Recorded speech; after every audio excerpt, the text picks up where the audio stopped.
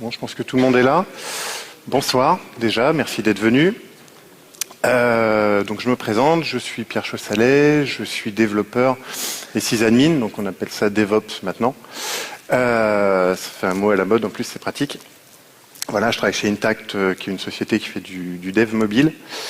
Et aujourd'hui, je vais vous parler de Docker. Donc le titre, mon portable pas en prod, on va voir qu'en fait maintenant on peut faire partir directement un livrable et une machine qui tourne sur son ordinateur de dev directement, pas forcément, mais jusqu'à la production, sans modification. Donc voilà le plan, on va voir ce qu'est Docker, et puis après on va voir les différentes étapes en fait d'un livrable, les différentes phases de sa vie, donc du développement à la recette, au test de perf, à la pré-prod, et évidemment à la prod. Donc déjà, Docker, qu'est-ce que c'est ? Donc je pense que tout le monde à peu près en a déjà entendu parler. Pour un projet qui a qu'un an, c'est assez impressionnant. Mais ça reste, c'est le gros buzz en ce moment. Donc, qu'est-ce que c'est ? C'est un système... Ah, c'est pas mal ça. C'est un système de conteneurs. Du coup, j'ai essayé de tricher. Hop, ça va pas vouloir forcément. Tout raté. On recommence. Quand ça veut pas... Hop. Ok, bon, ça a l'air mieux. Je sais pas ce qu'il a fait, mais ça a l'air mieux. Bah, c'est pas grave, je tourne mal la tête. Donc, pardon, Docker, c'est un système qui va nous permettre de cloisonner, pour faire simple, de cloisonner un système Linux en plusieurs conteneurs. Donc, qu'on voit là, en fait, ici, on a son serveur, son matériel, son OS classique, des librairies et des binaires, et par-dessus, on va déposer une application. Donc là, on a deux instances de la même application, ici, on en a 4. Et à côté, tout ce petit monde est piloté par Docker, donc qui va vérifier qui va permettre déjà de séparer les applis, qui va vérifier qu'elles ne communiquent pas entre elles, surtout c'est ce qui est important, c'est vraiment du cloisonnement, que le réseau ne permet pas de fuiter, qu'on peut restreindre les ressources, enfin qu'on peut faire tout genre de choses. On est un peu sur de la virtualisation dans l'idée, on peut le voir un peu de la même façon, sauf que on est beaucoup plus léger parce que on n'a pas à répliquer n fois l'OS, donc n fois tous les services qui tournent pour faire tourner n applications ou n instances d'une même application. Donc tout ça c'est cool, mais moi je suis développeur parce qu'on est quand même à Devox, donc je suis développeur. Donc c'est bien comme système, mais c'est plutôt un truc système justement. Donc on va voir comment ça peut être utilisé par un développeur et qu'est-ce que ça peut changer. Donc pour le moment on est là, on est sur la phase de dev et on va voir comment en tant que développeur on peut s'en sortir. Ça va être super difficile à faire, mais c'est pas grave. On va voir comment en tant que développeur on peut s'en sortir avec un système comme Docker. Et qu'est-ce que ça va changer pour nous? Donc on va aller dans la première étape. On va aller ici. Et comme je suis un vilain feignant, voilà, j'ai déjà tout scripté. Donc on va faire un Maven clean install, jusque-là rien de bien méchant. C'est joli Maven en grand. Donc là il s'est passé beaucoup de choses. Oups. Donc là on a fait un Maven install, un build success, tout va bien, c'est formidable, on a une super application, Migrate App. On recopie ce livrable, dans un répertoire qui correspond à la version et on va créer un fichier qui va contenir juste cette ligne-là. Donc on va voir après comment on utilise ce fichier, on va voir tout de suite même, vu que ce fichier va nous servir à builder un conteneur. Donc comme je vous disais, un conteneur, ça va être un serveur entre guillemets complet. Juste, on n'a pas tout l'OS installé, on a juste les dépendances dont on va avoir besoin. Donc voilà, on build tout ce petit monde, on en fait donc une image qui est un peu comme une image de VM classique qui va nous permettre d'instancier des serveurs. Donc on va regarder à quoi correspond exactement ce Dockerfile. Hop. Donc voilà, donc c'est bien ce qu'on disait, il y a juste une ligne dedans. Par contre, vous aurez compris, vu le nom de ce qui est référencé, qu'on parle de quelque chose qui a été créé précédemment. Donc on va aller le chercher. Hop. Docker file, voilà. En fait, on voit qu'on référence encore un parent. Donc il y a un moment, il faut s'arrêter, mais c'est rarement de notre sort. C'est assez rare de créer une vraie image racine. Et par-dessus, on va exécuter un certain nombre de commandes qui vont être exécutées une seule fois au moment où on va créer l'image. Donc ça ne va pas être exécuté à chaque instantiation. On le fait une fois, c'est figé dans le marbre, et après, on peut déployer quelque chose qui ne bougera plus. La seule petite entorse à ce que je viens d'expliquer, c'est ici, on a un unbuild. Donc comme son nom l'indique, c'est quand on va construire une image à partir de celle-ci, donc quand on va faire un from de celle-là, donc de devox app .base, on va faire une action spécifique. Ici, on va rajouter le fichier local app.war dans var lib tomcat7 webapps root.war. Tout le monde connaît ce genre de choses. Ça va nous permettre d'avoir un serveur complet avec notre application packagée dedans. Et du coup, on va pouvoir appliquer un pattern qu'on appelle l'immutable server, qui en fait veut qu'une fois que le serveur a été construit, son cycle de vie, entre guillemets, s'arrête là, il est juste exécuté, et il ne sera plus jamais modifié autrement que par la donnée métier, enfin par le code métier qui tourne dedans, et les logs évidemment.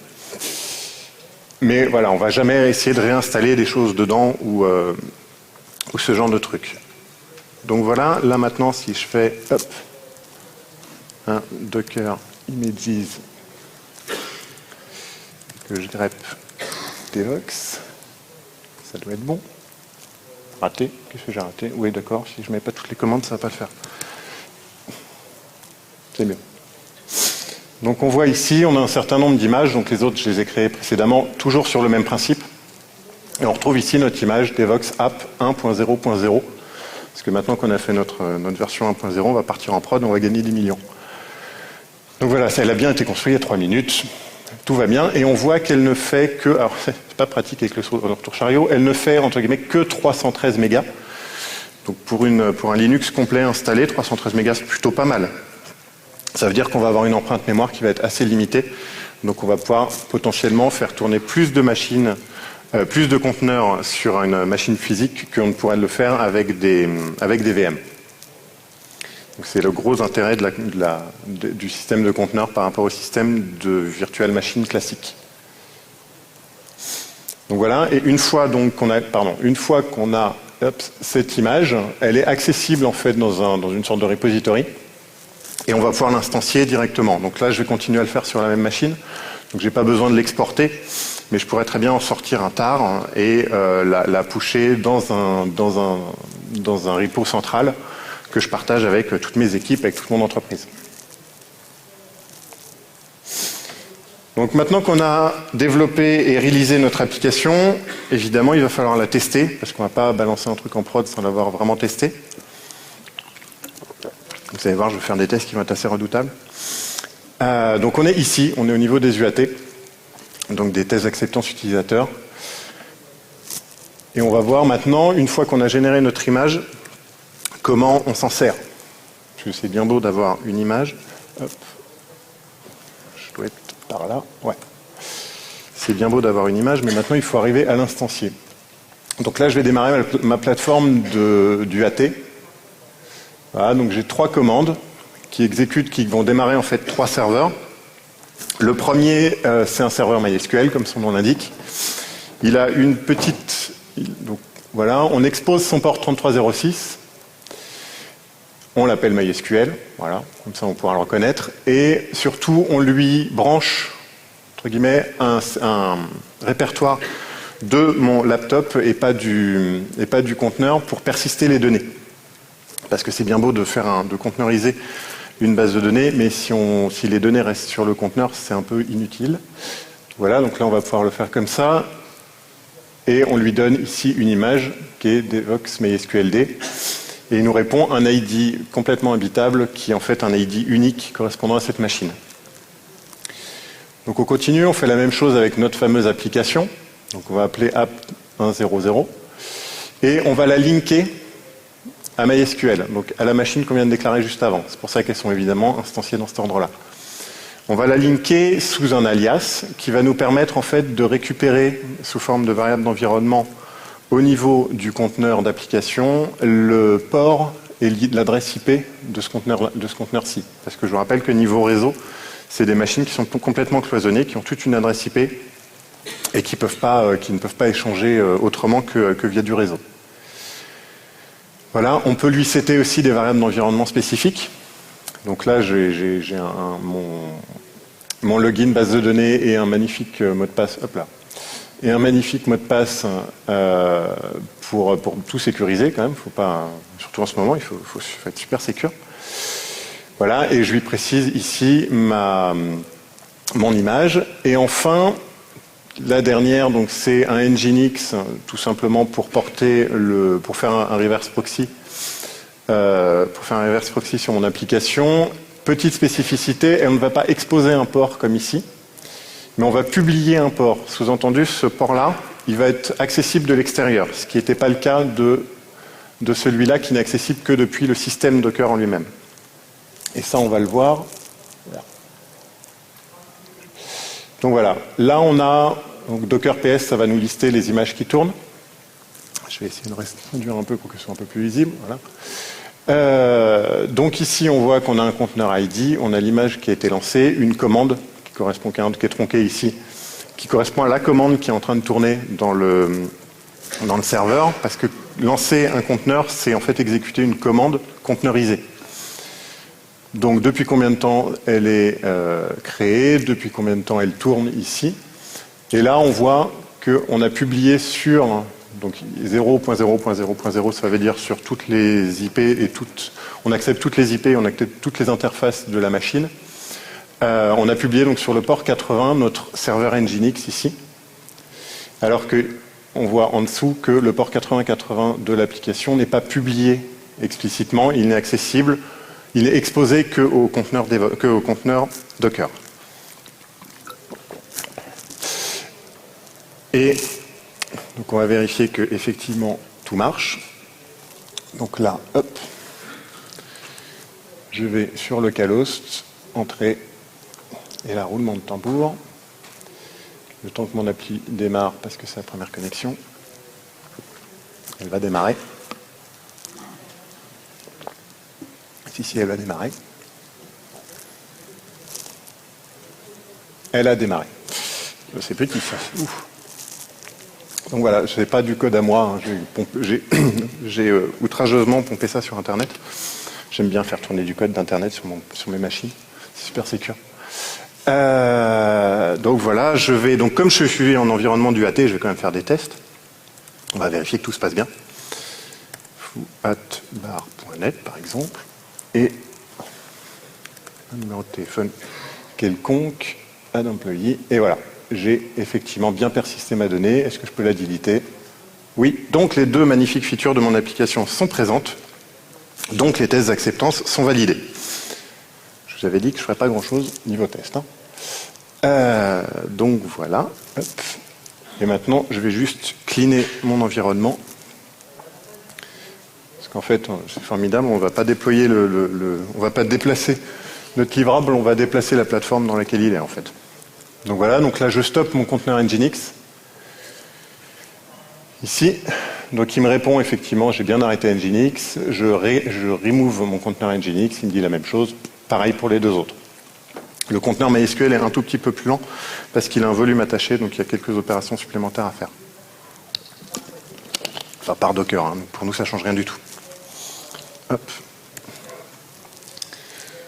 Voilà, je vais y arriver. Voilà.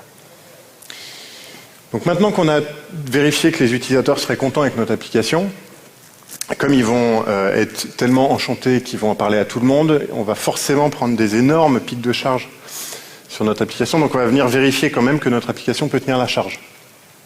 Et là, ce qui est assez formidable, donc on est ici, on est dans l'environnement de perf, ce qui est assez formidable, c'est qu'en fait Docker va nous permettre d'instancier, là on avait fait une seule instance de mon application, mais on va pouvoir en instancier deux, par exemple, parce qu'on va être isoprod. ou qu'on sait que bah voilà, notre cible c'est de tourner sur 2 machines. Donc du coup on va partir sur 2. Hop.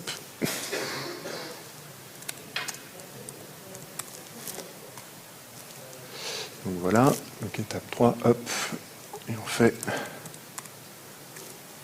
Start Platform. Ah, je vais y arriver. Voilà, donc exactement la même chose que tout à l'heure. On voit juste seulement qu'on a 2 instances ici de notre application qui pointent toutes les 2 sur le MySQL et que ici on link les 2 dans notre Nginx. Au passage, ici, on lui set une variable d'environnement pour lui dire qu'il y en a 2. Ça, c'est de la tambouille totalement interne à ma démo. Ça n'a rien à voir avec Docker, de toute façon. Vu que Docker, ce qu'on fait tourner dedans, lui, il s'en fiche un peu, en fait. Tout ce qui l'intéresse, c'est les ports et les liens.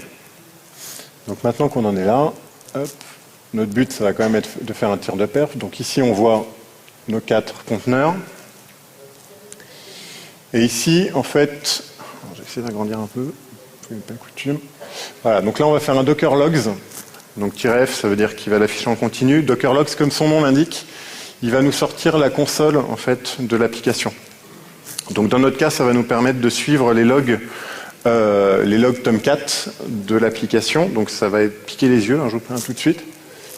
Parce que des logs Tomcat, ça n'a jamais été fait pour être lu par un humain, c'est pas possible. Donc voilà, là on voit qu'on a bien nos 2 serveurs qui tournent. On voit aussi que ce n'est pas la même machine, ils n'ont pas démarré dans le même temps. Et par contre, tous les 2 écoutent bien sur le port 8080 sans se marcher sur les pieds, ils sont sur des IP séparés et tout se passe bien. Hop, raté. Donc maintenant, on a juste à lancer un tir de perf. Donc voilà, on va faire 1000 itérations de j'ajoute quelque chose et je le lis 2 fois. C'était juste histoire de mettre un peu de souk dans la machine. Donc le temps, toujours pareil, le temps que les connexions bases de données se fassent, c'est toujours un tout petit peu long. Voilà, là on voit, hop là, j'avais dit que ça allait piquer des yeux. Donc là on voit les requêtes Hibernate en fait qui sont loguées, c'est un bon moyen de voir ce qui se passe. C'est tellement intéressant. Donc voilà, hop, donc là bon, bah, j'ai mon rapport de perf. Donc là, je me dis que bon, il est pas mal en fait. Je suis à 80 centiles à 246 millisecondes. C'est très très bien, c'est formidable. Je peux pas faire mieux de toute façon. Je vois pas ce qui pourrait m'arriver. Donc voilà. Une fois que j'ai fait ça, donc mon tir de perf est validé. J'ai bien vérifié que je répartissais ma charge sur les 2 machines au niveau Nginx. Donc les 2 sont bien branchés sur le conteneur Nginx et les 2 attaquent bien la base de données, vu qu'on a vu les requêtes Hibernate passer dans les 2 côtés. Donc une fois qu'on a fait ça et qu'on a même validé notre perf, je ne vois pas ce qui va nous retenir de partir directement en prod maintenant. De toute façon, tout est bon. Donc là, je tue toutes mes machines. Voilà. Ah, si, il y a un petit problème, c'est que j'ai un ops en fait sur le chemin de la prod. Et l'ops, il veut pas que je lui donne juste un conteneur comme ça en lui disant allez, vas-y, balance ça en prod. Allez, on y va. J'ai confiance, moi, j'ai pas peur. Lui, il dit moi, je veux un mode d'emploi. Je veux savoir ce que je suis en train de faire. Je veux savoir ce que je branche, où, comment, qui parle à quoi. Combien j'ai d'instances de tel ou tel type. Je veux de la doc. Voilà, je veux de la doc, il me faut de la doc. Donc là, on va lui dire bah, OK. Donc du coup, on va rentrer en pré-prod parce qu'il va vouloir jouer un peu avec l'application en pré-prod avant de l'ouvrir aux utilisateurs. Pendant ce temps, nos utilisateurs n'ont toujours pas le magnifique service. C'est quand même dommage, mais bon. Donc là, en fait, je m'écarte un tout petit peu de Docker et je vais rentrer dans l'écosystème de Docker, qui est assez riche. Et on va voir un outil qui s'appelle Fig, FIG. Hop. Et qui se configure en YAML. Et ça, c'est formidable parce que ça, pour un Ops, il y a toutes les infos dont il a besoin là-dedans. Il y a quelle machine on va lancer. Donc un Nginx, app A, app B, hop là. J'ai perdu, app C, enfin toutes les machines dont on va avoir besoin, le MySQL. Il y a aussi les images à partir desquelles on va les lancer, les ports qu'on va ouvrir, les variables d'environnement qu'on va setter, les liens entre les machines. Voilà, ça s'archive. Ça se garde bien au chaud. Ça sert de doc. Et l'avantage, c'est que c'est ça qui va nous permettre d'instancier directement notre plateforme. Donc les beaux scripts SH que j'ai fait là, en fait, je suis Cro-Magnon avec mon truc. j'ai des outils qui me permettent de faire ça. Hop.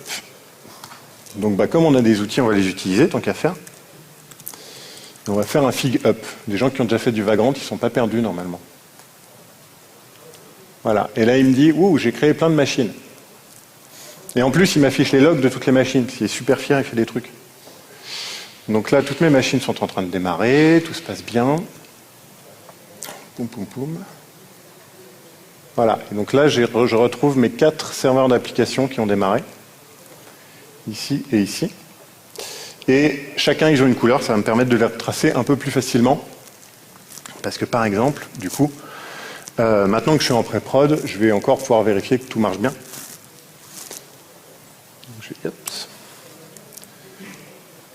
Je reload, donc ça va être un tout petit peu de temps le temps que ça démarre. On va aller regarder par ici ce qui se passe. Voilà, le temps que ça charge.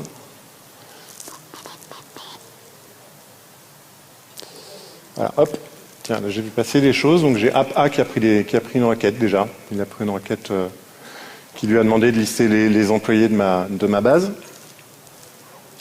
Et puis on va vérifier quand même que tout marche bien, puisqu'on va faire un mini smoke test. Puis là, ce qui est pratique, c'est que mon smoke test, c'est le même que mon test d'acceptance. Donc il ne peut rien m'arriver. Vraiment, là, je suis super couvert. Hop, j'ajoute un employé. Là, je viens ici, je vois que... Oups, je suis perdu. Le insert, il s'est fait ici sur app-c.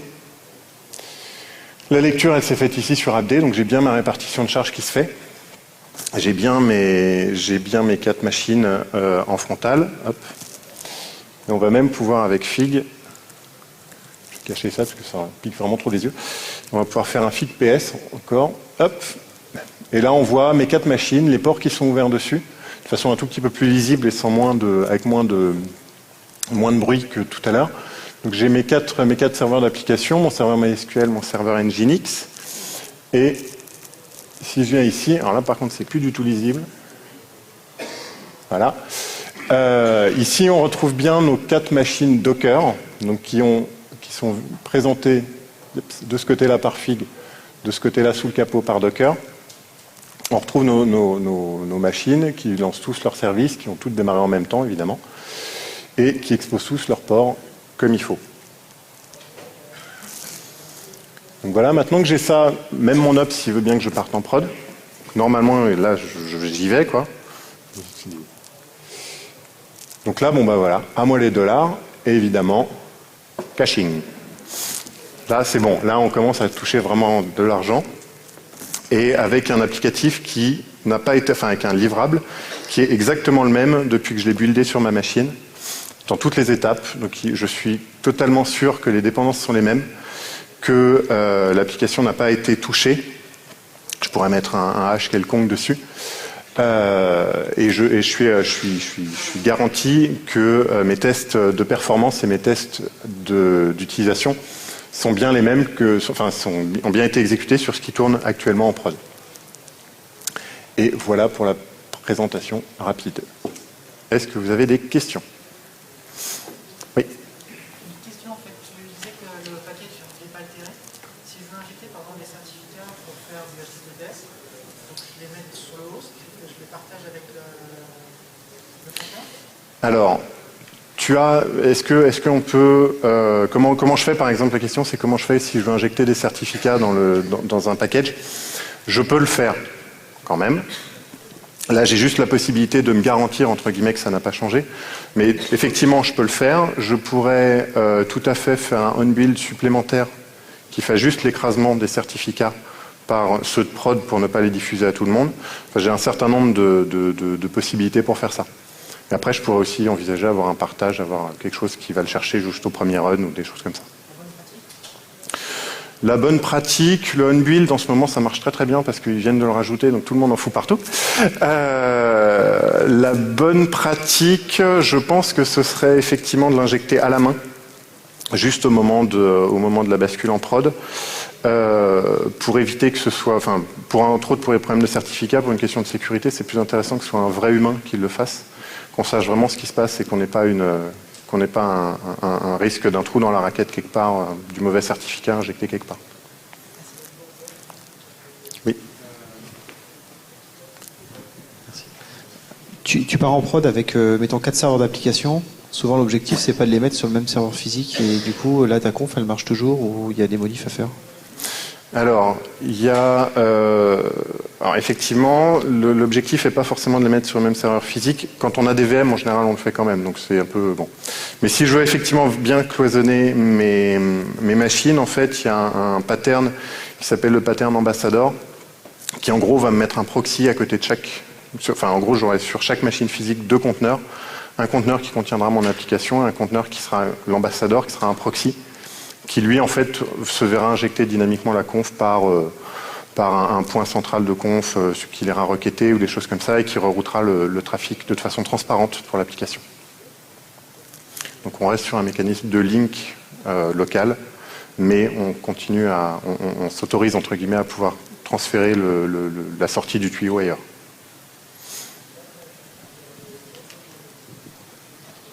J'ai cru voir qu'il y a un mécanisme de répartition de charges.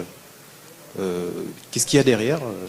Alors ça c'est du maison, c'est moi qui l'ai fait, c'est bêtement un Nginx en fait qui fait de la répartition de charges HTTP.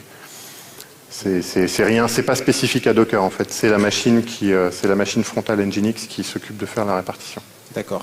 Et si je suis dans un environnement, enfin dans une infrastructure où j'ai de la répartition qui est gérée par un boîtier ou quelque chose comme ça, c'est compatible?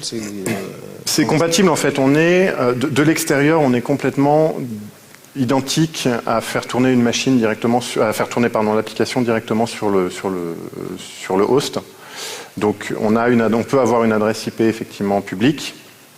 On peut tout à fait avoir un port spécifique et du coup s'inscrire dans un load balancer physique derrière. Oui. D'accord. On peut faire ça sans problème. Okay. Mais là, en interne, c'est Docker qui vient de le faire. Non, là c'est vraiment ma conf en fait qui au moment où j'instancie, c'est pour ça que je lui passe une variable d'environnement qui contient le nombre de serveurs derrière, parce que j'ai un bout de script bash qui doit faire 10 lignes, qui récupère cette variable et qui crée une entrée dans la conf Nginx du conteneur pour chaque je vais y arriver, pour chaque serveur d'application derrière. Mais c'est pas spécifique à Docker du tout en fait. Je pourrais faire exactement la même chose avec une machine normale et Docker ne m'apporte pas grand chose là-dessus. La seule chose qu'il m'apporte, c'est que il m'injecte en fait en variable d'environnement les IP des machines qui sont derrière. Ah, ok, d'accord. Donc ça me permet juste d'avoir cette info-là. J'ai une petite question pour toi. Oui.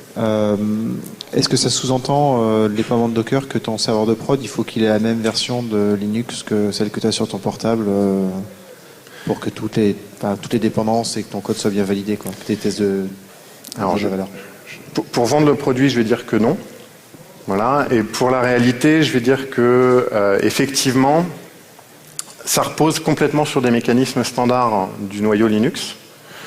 Donc, il y a 2 mécanismes qui sont sur le cloisonnement et sur le stockage, qui sont complètement dans le code source de base. Après, est-ce qu'ils sont intégrés dans toutes les distributions? C'est pas forcément le cas. Sur Ubuntu, par exemple, il faut une distribution suffisamment récente, qui est moins de 2 ans. Ça va, c'est pas encore non plus l'enfer à avoir. Jusqu'à il n'y a pas longtemps, c'était pas bien supporté sur Red Hat. Maintenant, il y a un gros support Red Hat là-dessus. Ils sont en train de placer toute leur plateforme as a service sur Docker. Donc, effectivement, l'idée, c'est vraiment de le faire tourner sur 2 OS Linux différents de façon complètement transparente.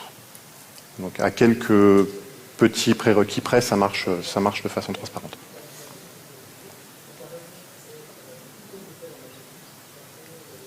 Ah. Alors, est-ce qu'il y a que de la ligne de commande ou une interface? Pour le moment, c'est principalement de la ligne de commande. Il y a une API REST qui est intégrée directement dans le service, donc, et qui est utilisée par la ligne de commande, donc qui est vraiment qui n'est pas un gadget et qui est vraiment utilisable. Il commence à y avoir quelques projets d'interface par-dessus, d'interface un peu visuelle, pour faire effectivement du suivi. Il y en a quelques-unes qui proposent du monitoring, mais c'est principalement de la ligne de commande pour le moment. Il y a quelques opérations qui sont difficilement faisables autrement. Oui, juste une question. Au niveau performance et stabilité, est-ce qu'on est sur quelque chose de différent par rapport à une virtualisation standard? Alors oui, on est bien meilleur. En stabilité, pas forcément. En stabilité, c'est voilà, on a une couche d'OS en moins, donc à la limite, on peut imaginer qu'on est quand même un peu meilleur. Niveau performance, effectivement, l'overhead, en moyenne, on considère qu'il est de 3% de tourner dans un conteneur par rapport à tourner en natif, donc c'est vraiment très très faible. Pour info, toutes les grosses boîtes qui font du platform as a service sont en train de migrer sur ce genre de solution. Alors pas forcément Docker, les mécanismes du noyau en dessous, ils ne sont pas forcément utilisables qu'avec Docker, mais toutes les grosses plateformes as a service sont en train de passer sur ce genre de choses. Je pense à CloudBees, je pense à OpenShift, parce que ça permet justement d'avoir une densité d'instances par machine physique qui est redoutable par rapport à de la virtualisation. Ok. Bon. Merci beaucoup.